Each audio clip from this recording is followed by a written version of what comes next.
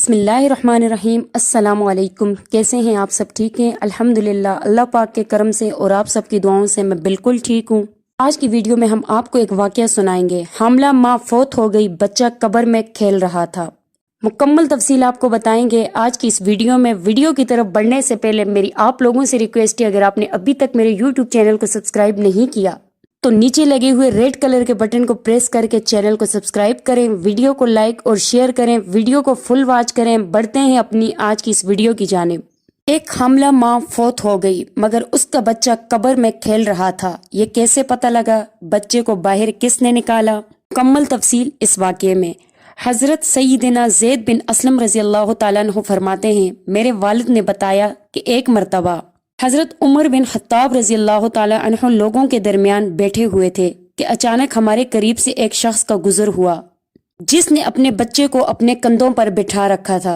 हजरत Umar bin Khattab रज़ी अल्लाह तआला अन्हु ने जब इन बाप बेटे को देखा तो फरमाया, जितनी मुशाबहत इन दोनों में पाई जा रही है, आज तक इतनी मुशाबहत मैंने किसी और में नहीं देखी।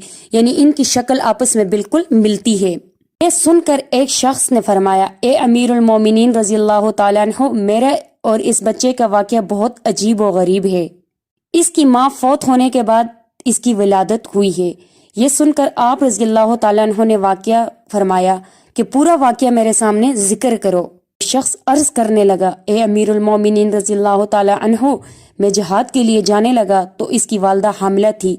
मैंने जाते वक्त दुआ की, ए अल्लाह, मेरी जोजा के पेट में जो हमल है मैं उसको तेरे हवाले करता हूँ, तू ही इस बच्चे की हिफाजत फरमाना।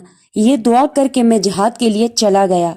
जब मैं जिहाद से वापस आया तो मुझे बताया गया कि मेरी बीवी का इंतकाल हो चुका है।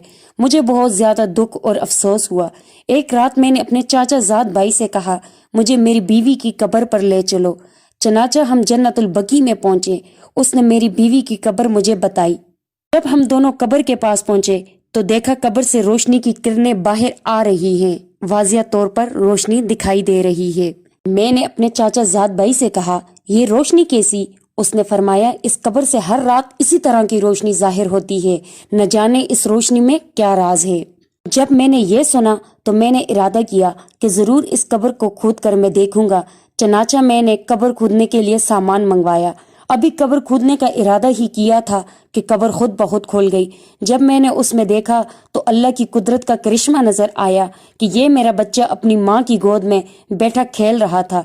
जब मैं कब्र में उतरा तो किसी ने आवाज देने वाले ने एक निदा दी, यानी कि मुझे आवाज दी, तूने जो अमानत अपने रब के पास रखी थी वो तुझे वापस की जाती है।